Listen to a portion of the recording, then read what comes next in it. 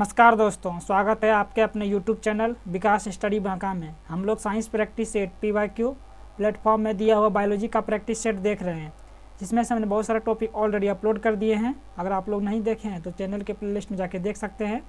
और आज का हमारा जो टॉपिक है वह है परागन। परागन यानी कि पोलिनेशन, इंग्लिश में बोले तो पोलिनेशन, हिंदी में बोले तो परागन। चलिए देखते हैं परागन। ये ज़्यादा बड़ा चैप्टर नहीं है, इसमें लगभग 30+ आपका प्रश्न है। तो चलिए देखते हैं आज का पहला प्रश्न क्या है। ये देख सकते हैं हमारा टॉपिक है परागन यानी कि पोलिनेशन। पहला प्रश्न क्या है कि परागकण किसमें पाए जाते हैं। तो परागकण आपका परागकोश में पाया जाता है, तो सी इसका राइट आंसर होगा। अगला प्रश्न है कि निम्नलिखित में से कौन सा एक परागकोश का हिस्सा आपका नहीं है। परागकोश का हिस्सा नहीं है तो परागकण है, केसर भी है, परागकोश है जो कि अंडक, ये आपका नहीं है, तो बी इसका राइट आंसर होगा। अगला प्रश्न क्या है कि एक फूल के परागकोश से वर्तिकाग्र तक परागकणों के स्थानांतरण को क्या कहा जाता है। उसको हम लोग कहते हैं परागन। क्या कहते हैं? परागन कहते हैं, तो सी इसका राइट आंसर होगा।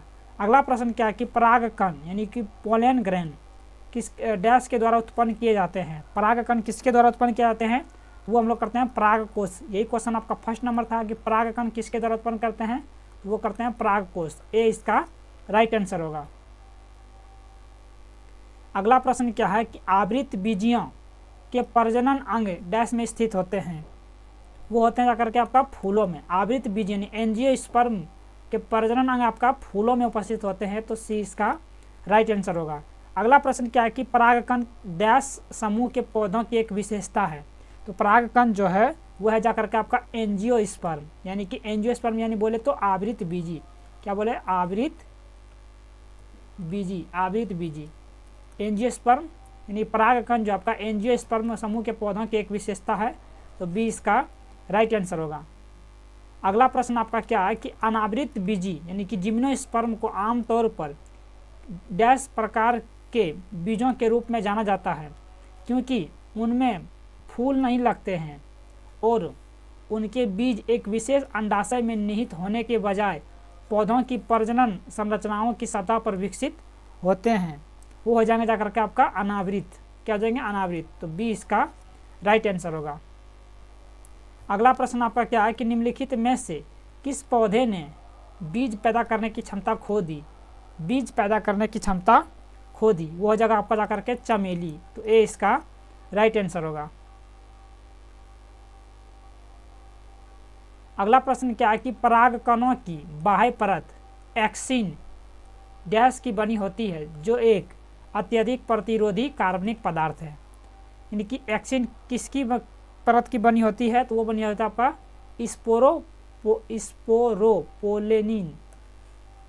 स्पोरोपोलेनिन। तो सी इसका राइट आंसर हो जाएगा। अगला प्रश्न क्या है कि मानव की आवाज़ का उत्पादन डैश में कंपन के कारण होता है। वो हो जाएगा जाकर के आपका स्वर रज्जु। तो बी इसका राइट आंसर होगा। अगला प्रश्न क्या है कि पौधे से बीज में भ्रूण होता है, जो उचित परिस्थितियों में अंकुरित हो जाता है। इस प्रक्रिया को इनमें से किसके रूप में जाना जाता है। वो जानते हैं हम अंकुरन के रूप में। ए इसका राइट आंसर होगा। अगला प्रश्न क्या है कि एंटोमोफिली परागन इनमें से किसकी मदद से होता है। एंटोमोफिली आपका क्या करता होता है, कीट के द्वारा परागन होता है, तो ए इसका राइट आंसर होगा। अगला प्रश्न क्या है कि स्त्रीलिंग चौराहों पर महिला में परागकण का स्थान क्या है। वो हो जाएगा आपका जाकर के परागन। क्या होगा? परागन होगा, तो ए इसका राइट आंसर होगा। अगला है कि पुष्पों का मादा प्रजनन अंग क्या कहलाता है। पुष्पों का मादा प्रजनन अंग कहलाता है आपका जाकर के जिनीशियम कहलाता है, तो बी इसका राइट आंसर होगा। अगला प्रश्न है कि डैश के बढ़ते भ्रूण के लिए पोषक उत्तक के रूप में कार्य करता है।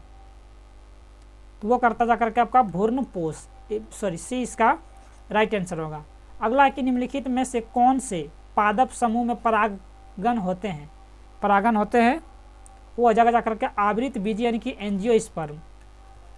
डी इसका राइट आंसर होगा। डैश का फूल एक मादा प्रजनन अंग है। इसमें से कौन सा मादा प्रजनन अंग का भाग बताना है, तो वह जगह आपका गर्भकेशर। गर्भकेशर ये इसका राइट आंसर होगा। अगला प्रश्न क्या है कि पौधे प्रजनन की किस विधि द्वारा उत्पन्न होते हैं जिसमें आनुवांशिकीय रूप से जनक के सभी गुण पौधों में होते हैं? वो हो जाएंगे जाकर के आपका वर्धी प्रजनन। वर्धी प्रजनन, तो डी इसका राइट आंसर होगा। अगला प्रश्न है कि ग्राफियन पुटक की गुहिका को क्या कहा जाता है? हम लोग कहते हैं कोटर यानी कि एट्रम। ए इसका राइट आंसर होगा। अगला प्रश्न क्या है कि पराग ट्यूब का विकास भूमि अनुकूलन में डैश का एक महत्वपूर्ण चरण है। वह है जाकर के आपका स्पर्मोटोफाइट्स। सी इसका राइट आंसर होगा। अगला प्रश्न है कि डैश का प्रजनन भाग फूलों में स्थित होता है। इसका प्रजनन भाग फूलों में स्थित होता है, वह जगह जाकर के आपका एंजियोस्पर्म, तो बी इसका राइट आंसर होगा। अगला प्रश्न क्या है कि परागन के बाद डैश होता है? तो परागन के बाद आपका होगा उर्वरन। क्या होगा? उर्वरन, तो डी इसका राइट आंसर होगा। अगला कि डैश पुंकेसर के भाग है, तो पुंकेसर के कौन सा भाग है वो बताना है, तो वह जगह जाकर के आपका परागकोश और पुंतंतु, तो डी इसका राइट आंसर होगा। अगला प्रश्न क्या है, एक प्रसुप्त या डॉर्मेंट भ्रूण द्वारा सामान्य विकास के आरंभ अथवा पुनः ग्रहण को डैश कहा जाता है? तो हम लोग कहते हैं अंकुरन। क्या कहते हैं? अंकुरन, तो सी इसका राइट आंसर होगा। अगला कि फूल का इनमें से कौन सा भाग परागन में सहायता करता है? तो वो करता जाकर के आपका परागकोश। परागकोश, तो डी इसका राइट आंसर होगा। अगला प्रश्न क्या है कि निषेचन के पश्चात फूल का कौन सा हिस्सा बीज बन जाता है? निषेचन के पश्चात फूल का कौन सा हिस्सा बीज बन जाता है? तो वो बन जाएगा आपका जाकर के बीजांड। बीजांड आपका बीज में परिवर्तित हो जाता है, तो बी इसका राइट आंसर होगा। अगला प्रश्न क्या है कि परागन और निषेचन के पश्चात अंडक या स्त्री केसर का कौन सा भाग फल बन जाता है? तो वो बन जाएगा आपका गर्भाशय। गर्भाशय आपका फल बन जाता है, तो डी इसका राइट आंसर होगा। अगला प्रश्न क्या है कि आवृत बीजी का जननांग क्या है? आवृत बीजी का जननांग है आपका फूल। क्या है? फूल, तो सी इसका राइट आंसर होगा। अगला कि निम्नलिखित में से कौन सी गुद्देदार पादपों की एक विशेषता आपका नहीं है? गुद्देदार पादपों की एक विशेषता आपका नहीं है। जल भावसा है, तना होता है, जड़ें होती है, जबकि पत्तियां आपका नहीं होती है, तो यही आपका नहीं है, तो ए इसका राइट आंसर होगा।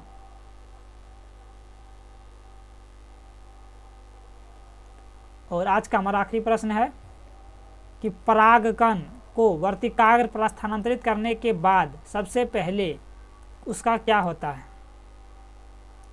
सबसे यह नाभिक को बीजांड में स्थानांतरित करने के लिए एक नालिका विकसित करता है, तो सी इसका राइट आंसर होगा।